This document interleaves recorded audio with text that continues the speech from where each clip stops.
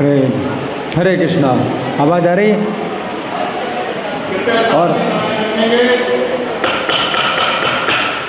बातें नहीं, बातें नहीं, बातें नहीं, कोई भी बातें नहीं करते, ध्यान से दर्शन करके सुनो। और आगे आ जाइए, जो सुनने वाले हैं आगे आ जाइए। आप लोग ध्यान से सुनिए। इस श्लोक की जो व्याख्या जो सुना रहे थे आपको प्रभु, तो मैं भी उसी को सुना रहा हूँ। कुछ और बातें हैं। आज के युग में, सुन रहे, आज के युग में व्यभिचार के द्वारा वर्ण संकर संतान की उत्पत्ति के कारण अपनी निंदा से बचने के लिए गर्भ निरोध और गर्भपात की अनेक सुविधाजनक विधियों का आविष्कार हो चुका है। क्या मतलब? व्यभिचार करते हैं और जब बच्चे पैदा होंगे, अवांछित बच्चे पैदा होंगे, तो इसमें बदनामी होगी। तो बदनामी से बचने के लिए गर्भ निरोध और गर्भपात, ये दो प्रकार के कार्य मतलब ये बहुत प्रचलित हो गए। गर्भ निरोध है, तो गर्भ निरोध में क्या होता है कि बच्चा जो है गर्भ के अंदर नहीं आएगा, बच्चा गर्भ के अंदर नहीं आएगा। और गर्भपात, बच्चा अगर गर्भ में आ गया तो बच्चे को क्या है, मार के गिरा देते हैं। तो दो जो कार्य हैं, दो प्रकार के जो कार्य हैं, तो ये बहुत प्रचलित हो गए हैं, है ना।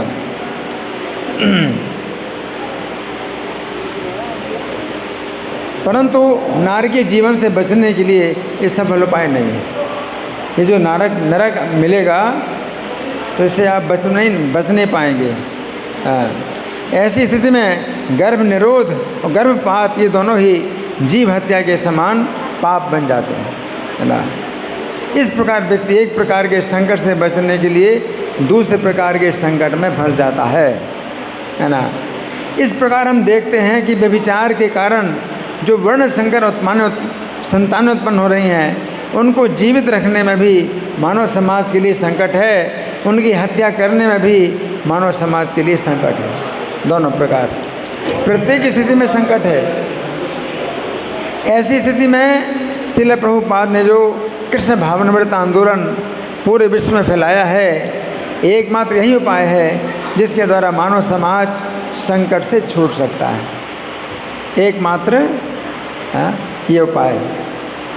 यद्यपि वर्ण संकर व्यक्तियों को शुद्ध करने का शास्त्र में कोई उपाय नहीं बतलाया गया, परंतु समस्त शास्त्रों में परम श्रेष्ठ शास्त्र भगवद गीता। सभी शास्त्रों में परम श्रेष्ठ शास्त्र कौन है? भगवद गीता। तो भगवद गीता 9:32 में श्री कृष्ण कहते हैं कि जो लोग पाप योनि अथवा दूषित योनि से उत्पन्न हुए वर्ण संकर व्यक्ति हैं, वे भी मेरी शरण ग्रहण करके परम गति प्राप्त कर सकते हैं। ये गीता की जो है बात सबसे सफल है, सबसे जो है सरल है, सबसे सुरक्षित है, सबसे ज़्यादा सुरक्षित है। और किसी भी शास्त्र में वो बात नहीं जो गीता में भगवान ने बताई। क्या भगवान ने बताया? फिर से सुनिए, भगवान ने क्या कहा? जो लोग पाप योनि अथवा दूषित योनि से उत्पन्न हुए वर्ण संकर व्यक्ति हैं, वे भी मेरी शरण ग्रहण करके परम गति प्राप्त कर सकते हैं। परंतु समस्या ये है कि पाप योनि से उत्पन्न हुए वर्ण संकर व्यक्ति अत्यंत दूषित होने के कारण श्री कृष्ण की किस प्रकार शरण ले सकते हैं? अब वो कैसे शरण लेंगे? वो पाप योनि से पैदा हुए हैं, है ना, कैसे शरण ले सकते हैं? इस समस्या का उत्तर ये है कि ऐसे लोग उन भक्तों की शरण लें जो पहले से ही श्री कृष्ण की शरण ले चुके हैं। यही उपाय है।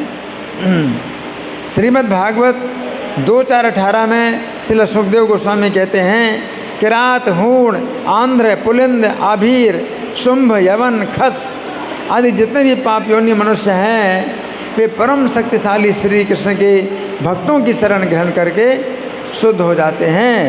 ऐसे श्री कृष्ण को मैं नमस्कार करता हूँ।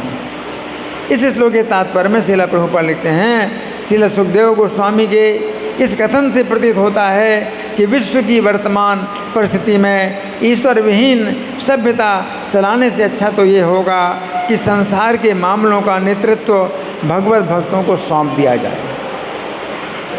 संसार के जितने भी मामले हैं, सामाजिक मामले हैं, भगवान के भक्तों को सौंप दिया जाए, जिसके लिए पहले से कृष्ण भावनामृत नामक अंतर्राष्ट्रीय संघ चल रहा है। तब भगवत कृपा से सारे विश्व के मनुष्यों के हृदयों में परिवर्तन हो सकेगा, क्योंकि भगवत भक्त सामान्य लोगों के धूल धूसरित मनों को शुद्ध करके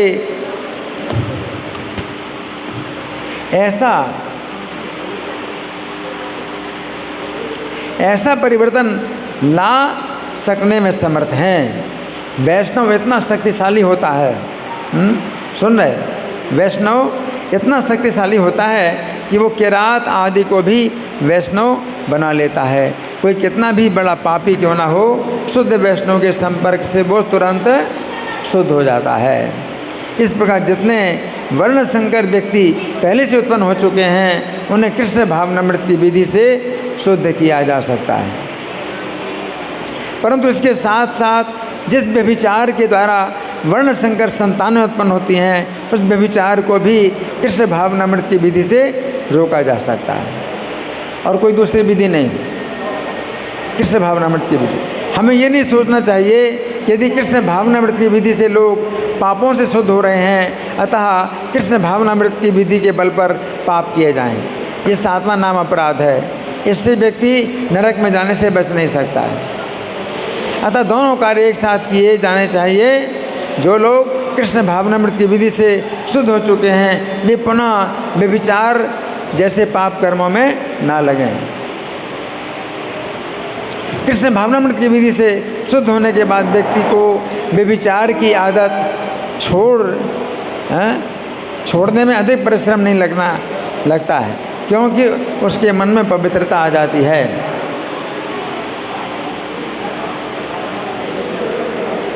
परंतु फिर भी प्रयास तो करना ही पड़ेगा, क्योंकि व्यक्ति के मन में दूषित संस्कारों का प्रभाव काफ़ी समय तक अत्यंत गहरा बना रहता है। यहाँ पर भगवान यही बता रहे हैं। भगवान ने जब अवतार लिया इस पृथ्वी पर, तो सबसे बड़ा कार्य उन्होंने ये किया कि जितने राजा अधर्मी थे उनका विनाश कराया। और वो अधर्मी राजा जो है, जिस समय कौरवों की सभा में द्रौपदी को नग्न किया जा रहा था, उस समय वे जो है क्या थे, देखते रहे और विरोध नहीं किया। इस प्रकार से वे जो है पृथ्वी के भार बन गए। तो भगवान ने भार उतारा, पृथ्वी का भार उतारा, है ना, पाप का भार। तो ये जो राजा लोग हैं, ये पृथ्वी के लिए बहुत बड़े भार बन गए थे, और पृथ्वी देवी बड़ा कष्ट पा रही थी। अब पृथ्वी देवी के कष्ट को कौन समझ सकता है? हम और आप नहीं समझ सकते। पृथ्वी देवी जिस आप बैठे हैं, ये पृथ्वी देवी है। तो पृथ्वी देवी को कितना कष्ट होता है किसी व्यक्ति के भार का। अभी जो राजा लोग हैं पृथ्वी के लिए बड़े भारी हैं, बड़े बड़े पहाड़ हैं, पृथ्वी देवी के लिए भार नहीं है। ये जो राजा लोग हैं पृथ्वी के बड़े भार हैं, क्योंकि ये जो राजा लोग हैं, इन्होंने द्रौपदी का जो इस प्रकार से नग्न होने का जो कार्य है देखा और विरोध नहीं किया। अब वे लोग क्या करेंगे, अपने राज्य में क्या करेंगे, पाप और ज़्यादा बढ़ाएंगे। उनके राज्य में पाप इस प्रकार से बढ़ेगा, व्यभिचार बढ़ेगा, बलात्कार, ये सब घटनाएं होंगी पूरी दुनिया में। इन राजाओं का विनाश करके भगवान ने क्या किया, पूरे पृथ्वी में महाराज युधिष्ठिर का क्या है, साम्राज्य स्थापित कर दिया। महाराज युधिष्ठिर को एकमात्र सम्राट घोषित कर दिया, है ना, जो कि धर्म के अनुसार प्रत्येक कार्य करने वाले हैं, उनको जो है पूरी पृथ्वी का एकमात्र सम्राट घोषित कर दिया। इस प्रकार से भगवान ने पृथ्वी पर धर्म की स्थापना की। और इस समय धर्म की स्थापना अगर करना है तो कृष्ण भावनामृत संघ जो आंदोलन जो प्रभुपाद ने पूरी दुनिया में फैलाया है, तो उसके द्वारा ही हो सकता है। लोग हमारे इस संघ में आते हैं, मंदिरों में आते हैं और दर्शन करते हैं और भगवान का संदेश सुनते हैं। यहाँ पर क्लास में बैठते हैं तो ऐसे जो लोग हैं भगवान का संदेश लेकर के जाते हैं तो अपने अपने घरों में फिर इन नियमों की स्थापना करते हैं, हरे कृष्ण मंत्र का जाप करते हैं और दूसरों को हरे कृष्ण मंत्र का जाप सिखाते हैं। इस प्रकार से पृथ्वी में जो है क्या होता है, पवित्रता होती है। पृथ्वी की पवित्रता इस प्रकार से ही बढ़ेगी, जितने हमारे मंदिर बन रहे हैं और बनते जाएंगे और लोग आएंगे और सुनेंगे भगवान का संदेश, इस प्रकार से वो पूरी पृथ्वी को पवित्र करेंगे, है ना। तो ये संदेश है। धन्यवाद। ग्रंथराज श्रीमद् भगवद गीता की जय, श्रील प्रभुपाद की जय। हरे कृष्णा।